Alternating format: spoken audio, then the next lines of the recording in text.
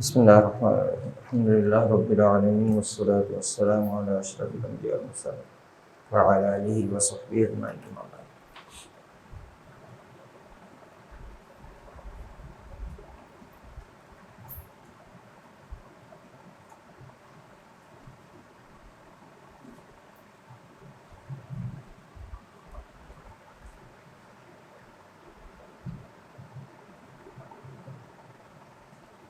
ہمارا موضوع وہی چل رہا ہے، اثر الاختلاف فی القواعد الاصولیہ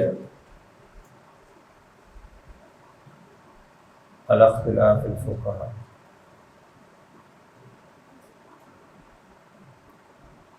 اصولی قواعد میں اختلاف کے فقہی اختلاف پر کیا اثرات ہیں۔ آج ہم پڑھیں گے کیفیت دلالت اللفظ علی المعنی۔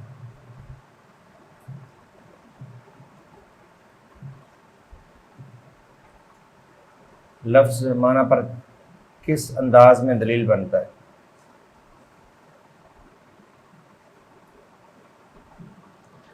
تو لفظ معنی پر جس انداز میں جس کیفیت میں دلالت کرتا ہے، اس کی دو قسمیں ہیں۔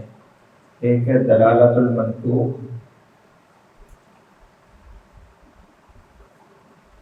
اور دوسری ہے دلالت المفہوم۔ دلالت المنطوق کیا ہے کہ لفظ اپنے الفاظ کے ساتھ، اپنی عبارت کے ساتھ ایک معنی پر دلیل ہو، اسے کہتے ہیں دلالت المنطوق، کہ اپنی عبارت اور الفاظ کے ساتھ لفظ ایک معنی پر دلیل ہو۔ اور دلالت المفہوم کیا ہے کہ لفظ اپنے الفاظ کے ساتھ نہیں بلکہ مفہوم مخالف کے ساتھ۔ تو دلالت المنطوق کے سب قائل ہیں، اس میں کوئی اختلاف نہیں۔ اور دلالت المفہوم میں اختلاف ہے، اس کو جمہور لیتے ہیں اور احناف اس کا انکار کرتے ہیں۔ احناف اس دلالت کا انکار کرتے ہیں، جمہور اس کے قائل ہے، اور اس دلالت میں سب متفق ہیں۔ آج ہم دلالت المنطوق پر بات کریں گے۔ تو دلالت المنطوق کے آگے چار اقسام ہیں۔ ایک ہے دلالت العبارہ، اس کو عبارت النص بھی کہتے ہیں۔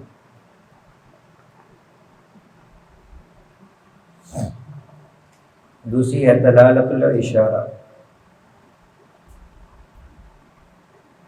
اسے اشارت النص بھی کہتے ہیں۔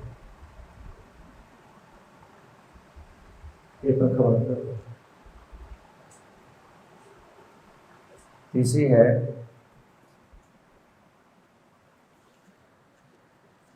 دلالت الدلالہ، اسے دلالت النص بھی کہتے ہیں۔ اور چوتھی ہے دلالت الاقتضاء،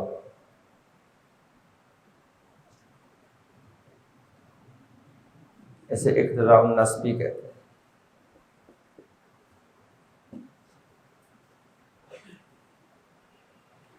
یہ چار اقسام ہیں دلالت المنطوق کی۔ پہلی قسم کی طرف آئیں، دلالت العبارہ یا عبارت النص۔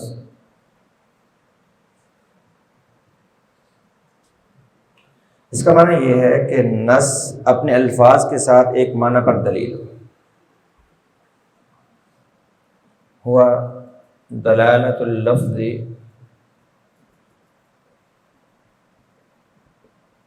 علی المعنى المتبادر فهمه،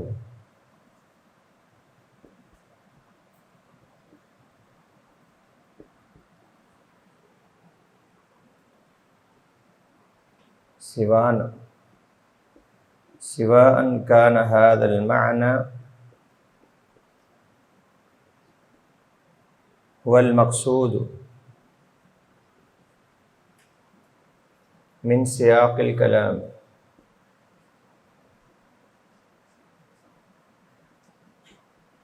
اصالتاً ام تبعاً، کہ لفظ کی ایسے معنی پر دلالت جو فوری سمجھ آتا ہے، لفظ بولنے اور وہی معنی سمجھ آتا ہے، چاہے وہ معنی متکلم کا مقصود ہو، سیاق کلام میں مقصود ہو، مقصود اصلی ہو، یا مقصود نہ ہو لیکن سمجھ آ رہا، جسے آپ ظاہر اور نص معنی کہتے ہیں، چاہے وہ مفہوم جو فوری سمجھ آتا ہے متکلم کا مقصود ہو یا نہ، لیکن لفظ سے جو فوری معنی سمجھ آتا ہے اسے کہتے ہیں عبارت النص یا دلالت العبارہ۔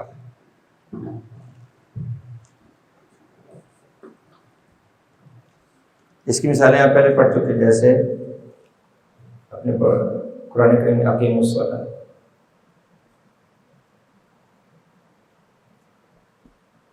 اسے کیا فوری سمجھ آتا ہے؟ وجوب الصلاۃ۔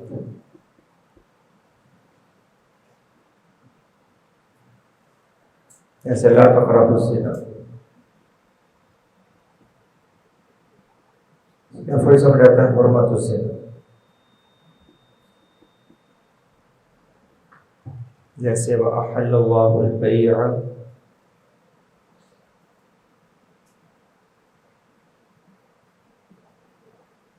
وَحَرَّمَ الرِّبَا، اس سے کیا فوری سمجھ آتا ہے؟ دو معنی ہیں، ایک ہے اس کا مقصود ہے، اس کی وہ ہے الفرق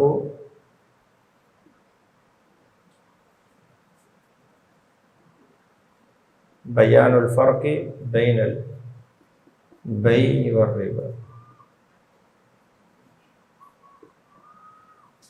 یہی مقصود اصلی معنی ہے۔ اور دوسرا معنی یہ بھی سمجھاتا ہے حل البیع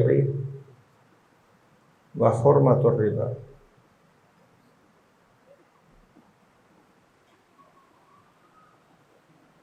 تو لفظ بولتے ہی فوری جو معنی سمجھ میں آئے اسے عبارت النص کہتے ہیں یا اسے دلالت العبارہ کہتے ہیں۔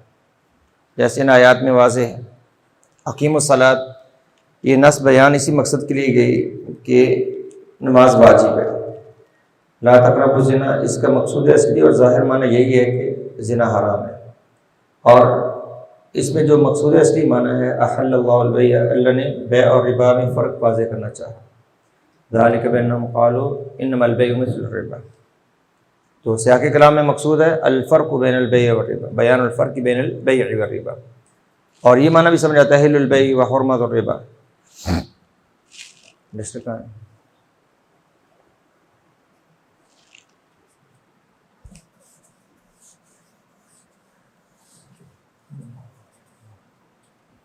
یا جیسے یہ آیت ہے ہمارے پاس فَانكِحُوا مَا طَابَ لَكُم مِّنَ النِّسَاءِ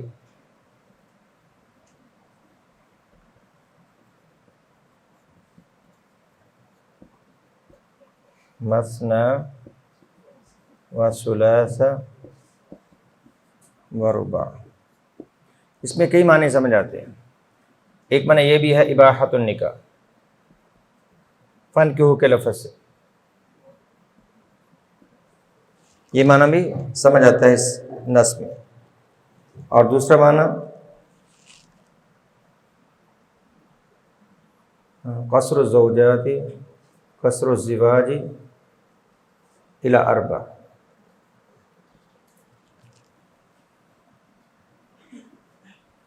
کہ 4 تک ہی شادی کر سکتے ہیں۔ اور یہ معنی بھی سمجھ آتا ہے اگر جو وَإِنْ خِفْتُمْ أَلَّا تَعْدِلُوا فَوَاحِدَةً،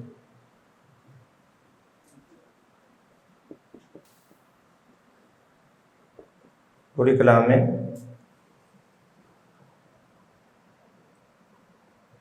الاکتفاء یا اکتفاء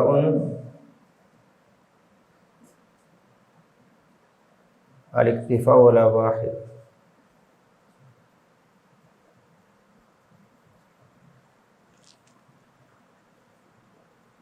عند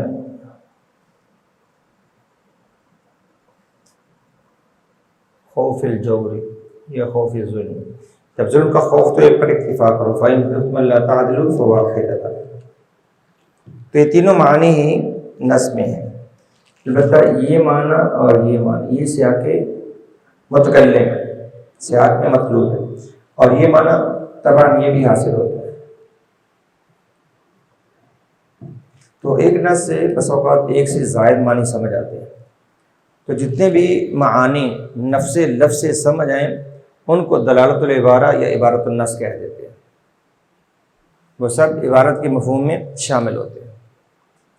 تو منطوق کی دلالت میں پہلی قسم یہ ہے عبارت النص جو آپ کے سامنے ہے۔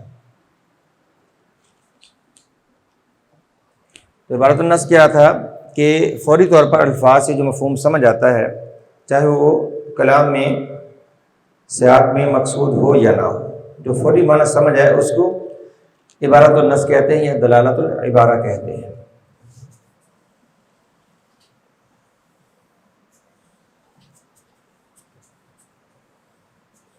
دوسری پر منتقل ہوں، وہ ہے اشارۃ النص۔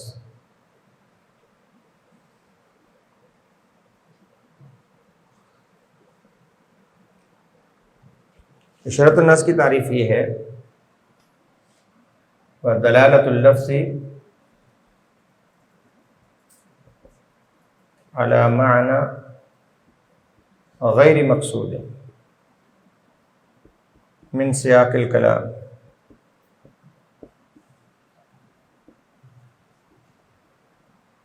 ولیکن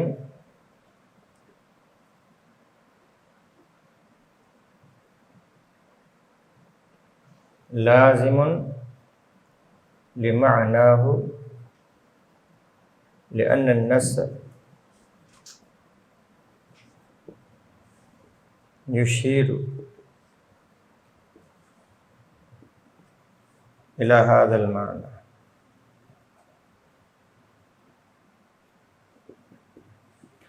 لفظ کی ایسے معنی پر دلالت جو سیاق کلام میں مقصود نہیں، لیکن وہ سیاق کا لازم معنی ہے، کیونکہ نص اس معنی کی طرف بھی اشارہ کرتی ہے، یعنی لفظ بولتے ہی وہ فوری معنی ذہن میں نہیں آتا، لیکن نص اس معنی کی طرف اشارہ کرتی ہے۔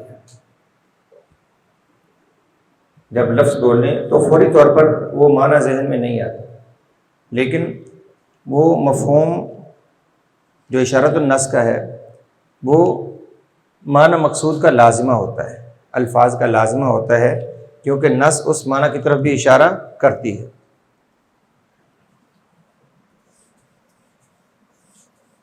اس کی مثال جیسے اللہ تعالیٰ نے فرمایا وَعَلَى الْمَوْلُودِ لَهُ رِزْقُهُنَّ وَكِسْوَتُهُنَّ،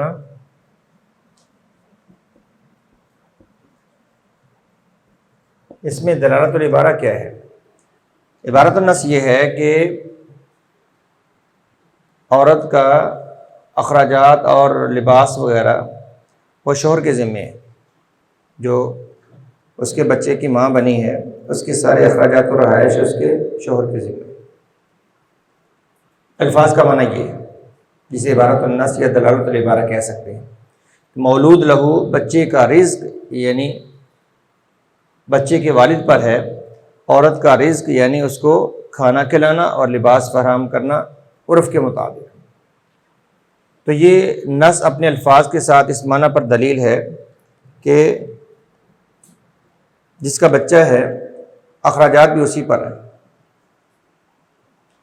اخراجات بھی اسی پر ہیں، اور اس کا یہ معنی بھی ہے علی المولود لہو کہ بچہ باپ کی طرف منسوب ہوگا، کیونکہ الفاظ میں بچے کی نسبت باپ کی طرف ہے۔ یہ دونوں ہمیں معانی اس عبارت سے حاصل ہوتے ہیں، اور اس نص میں جو اشارہ ہے، اشارہ کس معنی کی طرف ہے؟ اشارہ کئی معنی کی طرف ہو سکتا ہے، اس میں اس معنی کی طرف بھی اشارہ ہے کہ کل کلام جب بچہ بڑا ہوگا تو باپ اپنے بچے کے مال سے جیسے چاہے لے سکتا ہے، جیسے شاعر نے کہا انت و مالک لابیک۔ جب بچے کے سارے اخراجات باپ کے ذمہ ہیں تو پھر بچہ باپ کی کسب اور محنت ہے، اور بعد میں جب بچہ مال کماتا ہے تو باپ کو اس پر پورا حق ہے۔ جب بچے کا باپ کے مال پر حق ہے تو بیٹے کا بھی باپ کے مال پر حق ہے۔ اس معنی کی طرف اشارہ ملتا ہے نص میں۔ جب بچہ باپ سے سب وصول کر رہا ہے، بچے کی ماں سب باپ سے وصول کر رہی ہے، تو کل کلا یہ بچہ اس کا مال اور اس کی ساری کسب، اس کی محنت اپنے باپ کے لیے ہے، جیسے نبی علیہ السلام نے فرمایا انت و مالک لابیک۔ یہ معنی فوری ذہن میں نہیں آتا، لیکن استدلال کریں اور نص کے مفہوم کو دیکھیں تو یہ معنی بھی نص کا لازمہ ہے، یہ نص اس طرف اشارہ کرتی ہے۔ دیگر آیات میں جیسے اللہ نے کہا وَشَاوِرْهُمْ فِي الْأَمْرِ،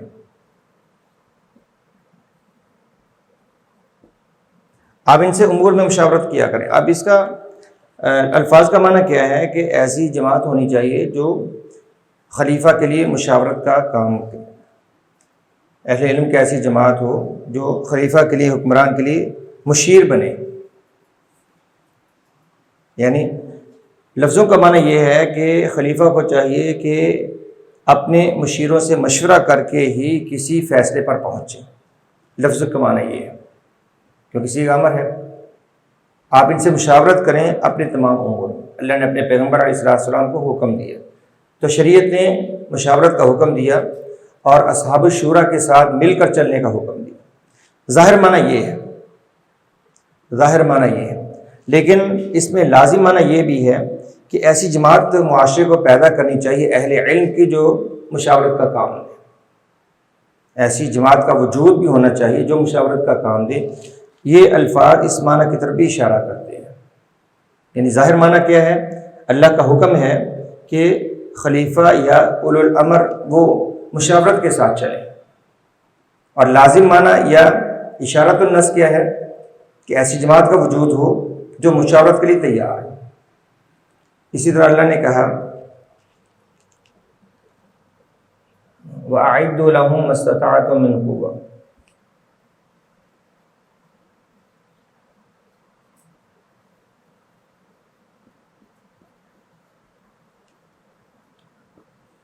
ان کے لیے جس قدر ہو سکے دشمنوں کے خلاف میں قوت تیار کرو۔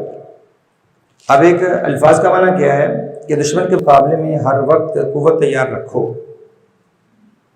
دشمن کے مقابلے میں ہر وقت قوت تیار رکھو، اور جو بھی اسباب و وسائل ہوں ان کو فراہم رکھو۔ یہ الفاظ کا معنی ہے، نص کا مفہوم یہ ہے، اور اس نص کا لازمہ یہ ہے کہ ان تمام علوم و فنون کو حاصل کرو جو قوت حاصل کرنے کے لیے لازم ہے۔ سائنس اور ٹیکنالوجی کے تمام علوم کو حاصل کرنا فی زمانہ ضروری ہے کہ جن سے قوت فراہم ہوتی ہے۔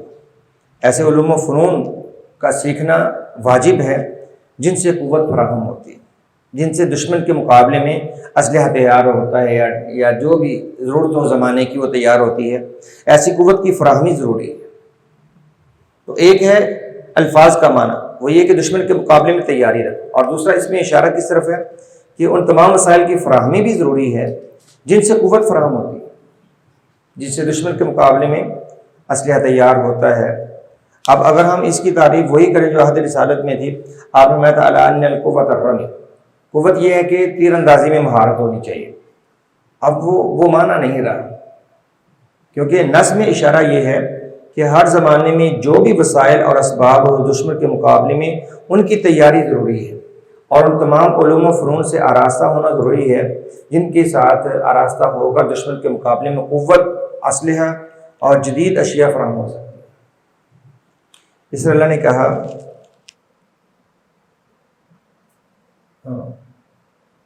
وَحَمْلُهُ وَفِصَالُهُ 30 شہر۔ اب اس آیت کا واضح معنی کیا ہے کہ عورت کے حمل کی اور دودھ چڑھائی یہ 30 ماہ ہے۔ اس میں حمل اور دودھ پلانے کی مدت کو ذکر کیا گیا، حمل اور دودھ پلانے کی مدت کو ذکر کیا گیا ہے 30 ماہ، یعنی دودھ پلانے کی مدت کیا ہے 2 سال، اور باقی کیا بچ گئے 6 ماہ۔ اس معنی کی طرف اشارہ ہے کہ کم از کم حمل کی مدت 6 ماہ ہے، اگرچہ اس معنی کے واضح نص میں ذکر نہیں، اس میں دونوں کو ملا کر ذکر کیا گیا، لیکن اشارہ یہ بھی ہے کہ اقل مدت الحمل 6 اشہر، کم از کم حمل کی مدت وہ 6 ماہ ہوتی ہے۔ تو یہی ہوتی ہے اشارۃ النص کے الفاظ میں ایک مفہوم واضح نہ ہو، الفاظ میں ایک مفہوم واضح نہ ہو، لیکن نص اپنے الفاظ کے ساتھ اس معنی کی طرف اشارہ کر رہی ہو، کیونکہ وہ لازمی معنی ہے، وہ لازمی معنی ہوتا ہے، اگرچہ الفاظ کا وہ معنی نہیں ہوتا۔ اور یہ انسان کی فقہی بصیرت پر ہے کہ وہ اشارۃ النص میں کس حد تک کن کن معنی تک پہنچ سکتا ہے. یہ استدلال کی قوت پر ہے. استدلال کی قوت جتنی مضبوط ہوگی اتنا اشارۃ النص حاصل ہوگا، اور جتنی استدلال کمزور ہوگی انسان پھر ظاہری الفاظ پر جائے گا. جی، تو عبارت اور اشارہ میں فرق کیا ہے کہ عبارت کا مفہوم سارے جان لیتے ہیں، لیکن اشارۃ النص کے لیے فقہی بصیرت چاہیے. اور یہی حال اگلی دلالتوں کا ہے، دلالت الدلالہ یا دلالت النص. دلالت النص کو مفہوم المفافقہ بھی کہتے ہیں. اس کو فحوى الخطاب بھی کہتے ہیں.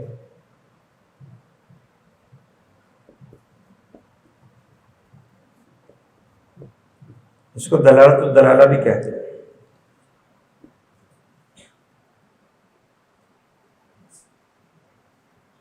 اس کا معنی کیا ہے؟ دلالت اللفظ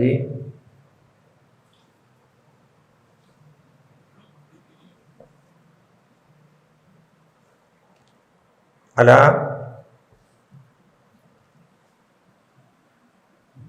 ان المسکوت اولی بالحکم من المنطوق به.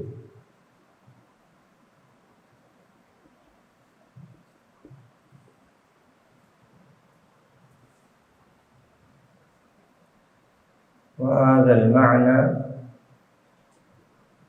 يتضح بمجرد فهم اللغة.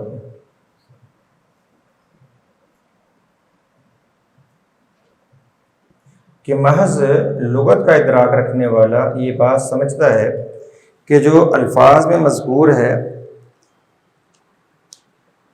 اس کے ساتھ ساتھ جس کا الفاظ میں ذکر نہیں ہے یہ حکم اس کو بھی شامل ہے، کہ منطوق کا حکم مسکوت عنہ کو بالاولا شامل ہے.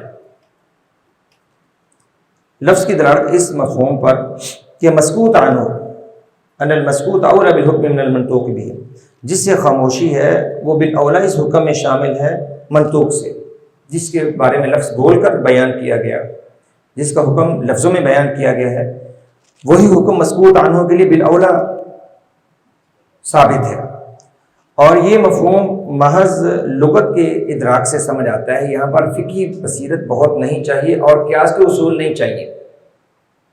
یہ قیاس سے مفہوم سمجھ آتا ہے، لیکن بغیر قیاس کی معرفت کے محض لغت کے فہم کے ساتھ ہر کوئی سمجھتا ہے کہ جو لفظوں کا مفہوم ہے وہ جن کا لفظوں میں ذکر نہیں اس کو بالاولا شامل ہے. جیسے وَلَا تَقُل لَهُمَا أُفٍّ، یہ مثال سمجھ لو، تعریف سمجھ آ جائے گی. اللہ نے کہا والدین کو اف تک نہ کہو. اس کا لفظوں کا مفہوم کیا؟ والدین کو اف کہنا حرام ہے. والدین کو اف کہنا حرام ہے. اس میں اف کا ذکر ہے، اس میں گالی گلوچ کا ذکر نہیں ہے، برا بھلا کہنے کا ذکر نہیں ہے. تو برا بھلا کہنے سے یا گالی دینے سے آیت کے اندر خاموشی ہے، لیکن اس آیت کو پڑھنے والا ایک عام آدمی بھی سمجھتا ہے کہ اگر اف کہنا حرام ہے تو گالی دینا بالاولا حرام ہے، اف کہنا حرام ہے تو مارنا بالاولا حرام ہے. تو الفاظ کی دلالت جو لفظ میں مذکور ہے اس پر جو دلالت ہے یہ دلالت مسکوت عنہ ہو، جس کا ذکر نہیں، گالی دینے کا، مارنے پیٹنے کا، اس کو بالاولا شامل ہے. اور یہ فہم محض لغت کے فہم سے سمجھ آتا ہے. جو معنی سمجھے گا وہ جان لے گا کہ اگر اف کہنا حرام ہے تو گالی دینا بالاولا حرام ہے. یہ معنی ہے کہ لفظ کی دلالت کے مسکوت عنہ، جس کے بارے میں خاموشی ہے، حکم اس کو بالاولا شامل ہے منطوق بہ سے. اور یہ مفہوم محض لغت کے فہم سے سمجھ آتا ہے، اس پہ قیاس کے اصول سیکھنے کی ضرورت نہیں. ویسے قیاس سے ہم نے یہ حکم دیا نا، منطوق کا حکم مسکوت عنہ، اس لیے اس کو مفہوم موافقہ کہتے ہیں. مفہوم موافقہ کہ جو منطوق کا حکم ہے وہی مسکوت کا حکم ہے، وہی مسکوت کا حکم ہے. اور مسکوت کے لیے یہ حکم ہر کوئی ثابت کر سکتا ہے. جیسے اللہ نے کہا ان الذین یأکلون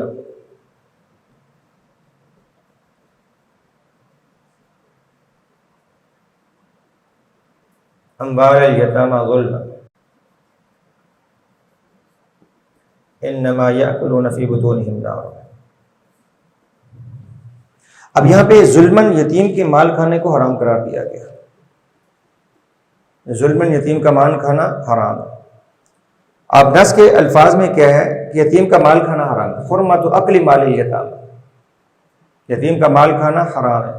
لیکن کیا یتیم کا مال جلانا جائز ہے؟ کیا اس کے مال کو سمندر میں پھینکنا جائز ہے؟ نہیں. جیسے کھانا حرام ہے ویسے جلانا حرام ہے، ویسے کسی کو کھلانا حرام ہے. تو نص کے الفاظ میں کھانے کا ذکر ہے، اور کھانے میں علت کیا ہے کہ ضائع کرنے کی، اور علت ضیاء جہاں بھی پائے جائے گی وہ اس حرمت میں شامل ہوگا.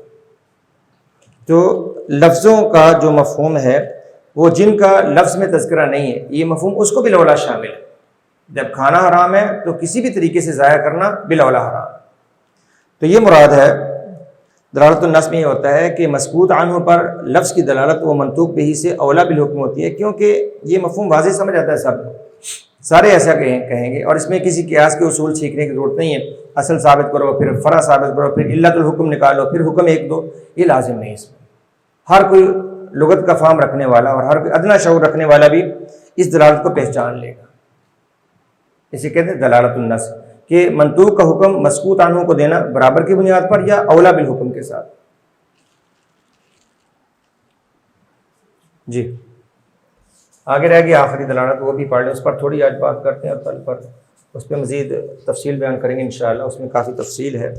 وہ ہے دلالت الاقتضاء.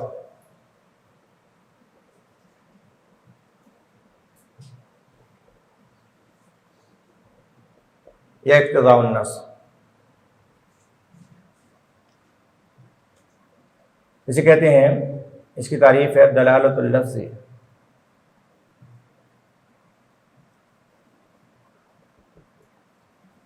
علی مسکوت یعنی حذف او تقدیر کلامی. اس کو چھوڑیں آپ.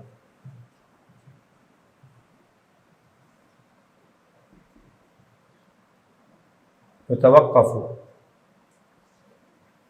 صحت الکلام وصدقہ واستقامتہ علیہ.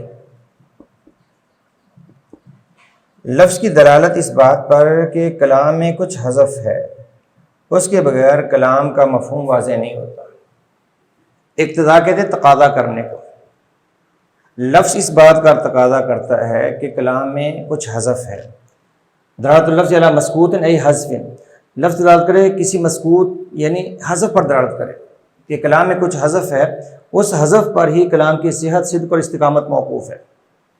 کہ کلام صحیح تبھی بنے گا جب ہم حذف کو سمجھیں گے، یا کلام کی صدق تبھی سامنے آئے گا جب ہم اس حذف کو مانیں گے، اور کلام کا معنی تبھی مستقیم اور سیدھا ہوگا جب حذف کے ساتھ کلام کو سمجھا جائے گا. جیسے اللہ نے کہا، مثال سے سمجھیے، حرمت علیکم امہاتکم.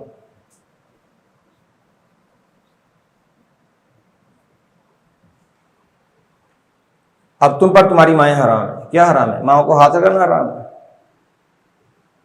کیا مراد ہے یہاں پر؟ نکاح امہاتکم، یہ حذف ہے یہاں پر. یہی آیت دوسرے معنی میں حرمت علیکم المیتہ.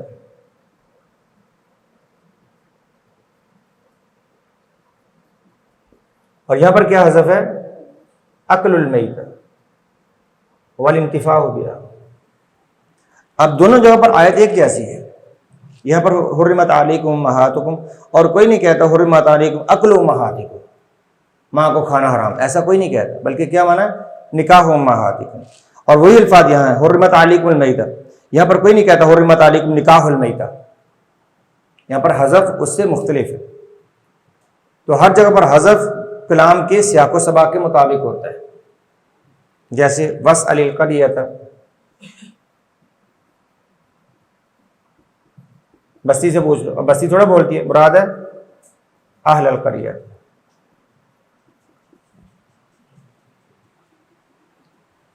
تو دلالت الاقتضاء یہی ہوتی ہے کہ لفظ اس بات پر دلالت کرتا ہے کہ کچھ حذف ہے، اس حذف پر کلام کی صحت و استقامت موقوف ہے. اس حذف کو سمجھو گے تبھی کلام سمجھ آئے گا. اور اس حذف میں بسا اوقات فقہا کی انظار مختلف ہو جاتی ہیں. حذف کیا ہو سکتا ہے؟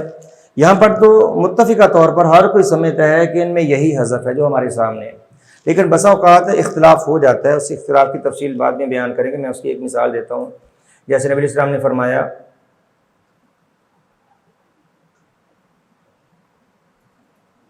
ان اللہ رفع عن امتی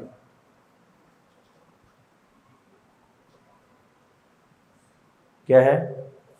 الخطا والنسیان